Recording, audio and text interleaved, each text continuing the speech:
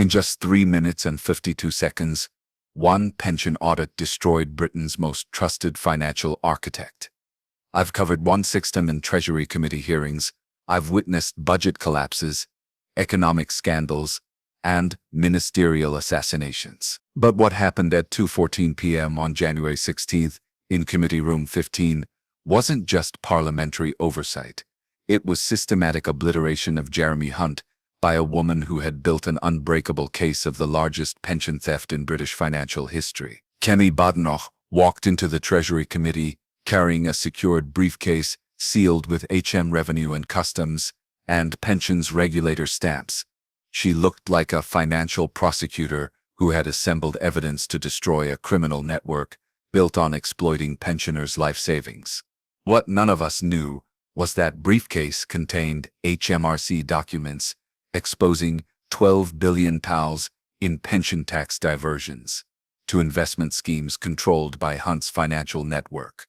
But she didn't open it immediately. The silence before evisceration was electric. Committee Room 15 went deadly quiet.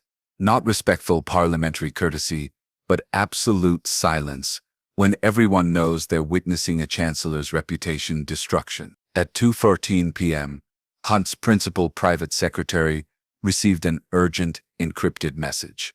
His face transformed from confident to terrified as he whispered something panicked to the Chancellor.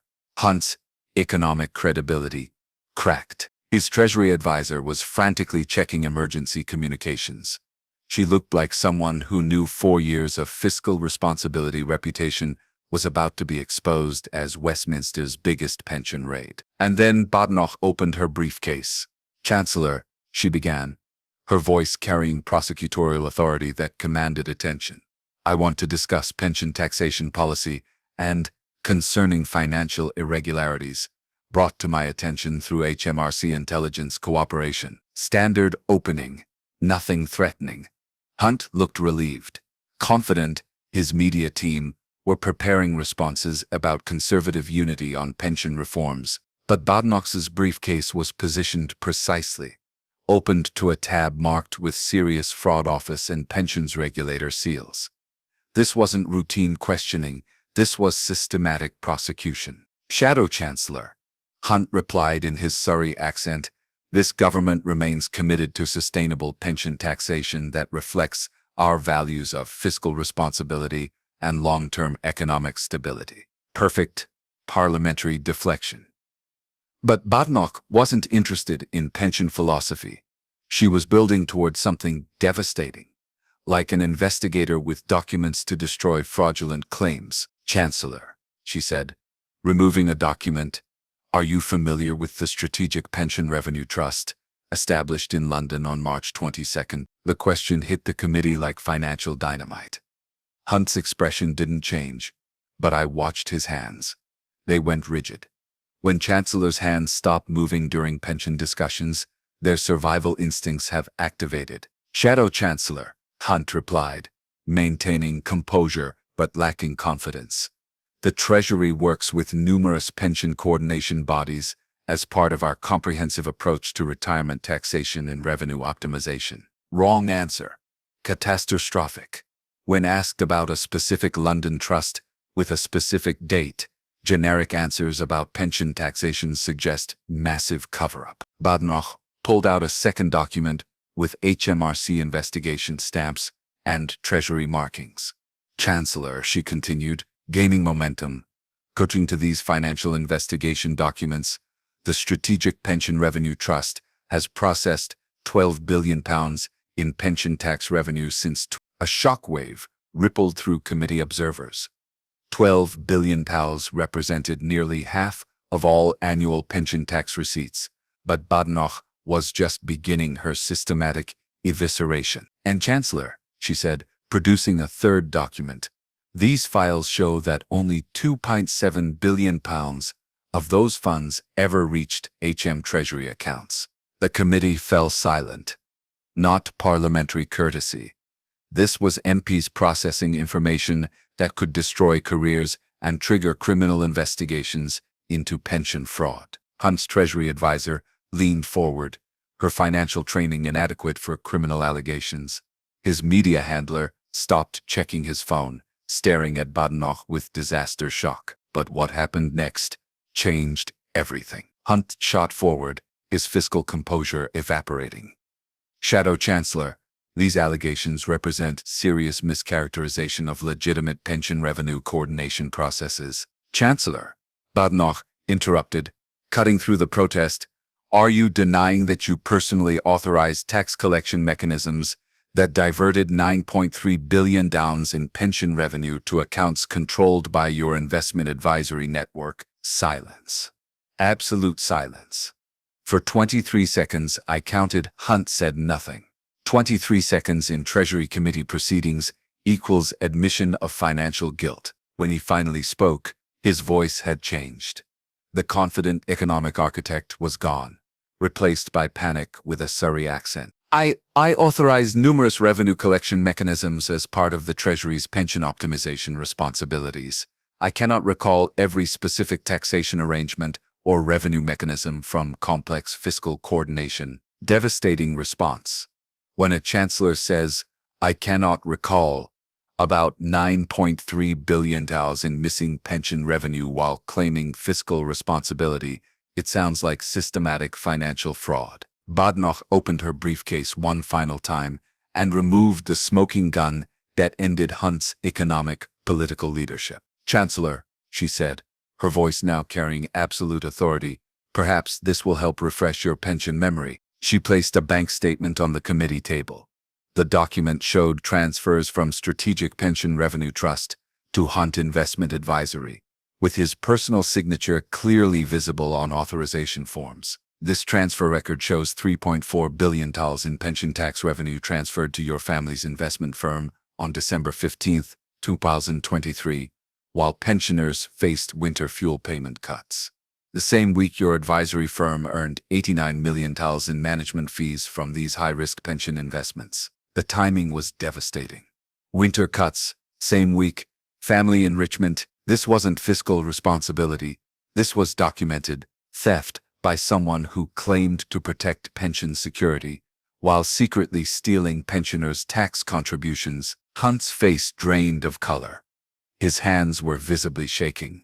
Not parliamentary nervousness, actual trembling visible to every committee member. In the Treasury section, his financial team was typing frantically, sending emergency damage control instructions to every government department and regulatory body. But Badenoch wasn't finished eviscerating Britain's most trusted chancellor. Chancellor, she continued, producing another document with Bank of England seals. I also have internal Treasury communications showing you personally overruled Bank of England warnings that flagged the Strategic Pension Revenue Trust as a potential pyramid scheme. At 2:18 p.m., 4 minutes after she'd begun speaking, Jeremy Hunt experienced complete economic political breakdown. His voice was barely audible through committee microphones. Shadow Chancellor, these documents lack proper fiscal context. Pension revenue requires complex coordination arrangements with various financial institutions. He stopped mid-sentence. 25 seconds of silence. I have never seen a chancellor unable to complete a sentence during Treasury Committee proceedings. The silence was broken by Badenoch's calm response. Chancellor, I'm not questioning complex arrangements. I'm questioning £9.3 billion in pension revenue that disappeared while British pensioners face poverty in retirement. The accusation hung in the room like financial poison. This wasn't just about taxation policy. This was about systematic betrayal of pensioner trust by the politician who claimed to protect their financial security, while secretly stealing their tax contributions. Hunt's Treasury advisor was whispering urgently in his ear, but even she seemed to recognize that standard damage control was inadequate for pension fraud allegations of this magnitude. Furthermore, Badenoch continued, opening her final folder. Bank of England analysis confirms that these missing pension tax revenues were systematically diverted to offshore accounts controlled by cryptocurrency trading networks throughout the Cayman Islands and Swiss banking systems. The expansion from individual corruption to systematic offshore diversion demonstrated that this wasn't isolated misconduct. This was criminal enterprise designed to enrich Treasury officials through pensioners' tax contributions. At 2:19 p.m., Hunt made the decision that ended his economic credibility. We will need to review these allegations with our legal teams and provide appropriate responses through established Treasury procedures. Wrong answer. Economically fatal. When accused of stealing £9.3 billion in pension tax revenue, you don't promise to review allegations, you categorically deny or admit guilt. Promising procedural review sounds like buying time to hide evidence. The committee chamber erupted in chaos. Conservative backbenchers demanded immediate explanation. Labor members stared at phones, reading urgent messages from financial journalists. Several quietly left the chamber, strategic retreat from a sinking chancellor. In the parliamentary press gallery, economic correspondents were typing frantically. The Financial Times Treasury editor spoke urgently. This could end Hunt's political career. We're watching conservative economic credibility collapse in real time. As the committee concluded, I overheard conversations confirming everyone's thoughts. He's finished. HMRC investigation within hours. Pensioners will never trust Tories again. The £12 billion pension tax raid wasn't just about revenue coordination. It was about an economic architect who had systematically betrayed pensioner trust by stealing their tax contributions while claiming to protect retirement security. By 4:30 p.m., Hunt scandal was trending globally. By 5:15 p.m., HMRC confirmed immediate investigation. By 6:07 p.m., 12 pension trustees demanded emergency Treasury meetings. Every major channel ran wall-to-wall PensionGate coverage, exposing the Chancellor as a pension-stealing hypocrite who betrayed fiscal responsibility for family enrichment. And it all started with one briefcase, carried by a woman who had built an unbreakable case against Britain's most trusted economic leader. What I witnessed wasn't just Treasury Committee procedure. It was the moment when financial evidence obliterated economic authenticity, when documented fraud defeated fiscal theater, and when forensic preparation destroyed a leader's entire responsible political identity. Parliament continued that evening, but everyone knew the outcome. Hunt's credibility as economic architect was finished. His authority as pension protector was destroyed. Conservative financial authenticity had shifted permanently away from pension-raiding politicians.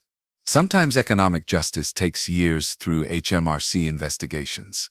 Sometimes it takes 4 minutes in committee room 50. On January 16th, I watched Kemi Badenoch prove that in British politics, documented evidence always defeats fiscal performance. If this exposure of pension betrayal restored your faith in economic accountability, don't just watch, like, share, and subscribe to our channel, where pension scandals get exposed and fiscal lies get prosecuted, no matter which Surrey accent they hide behind. Hit the bell. The next pension raid might involve your retirement savings. What would you do if you discovered your Chancellor had been stealing your pension tax contributions? Drop a comment below. This analysis is based on Treasury Committee proceedings and HMRC investigation documentation. All dialogue and specific details are dramatized for educational and commentary purposes.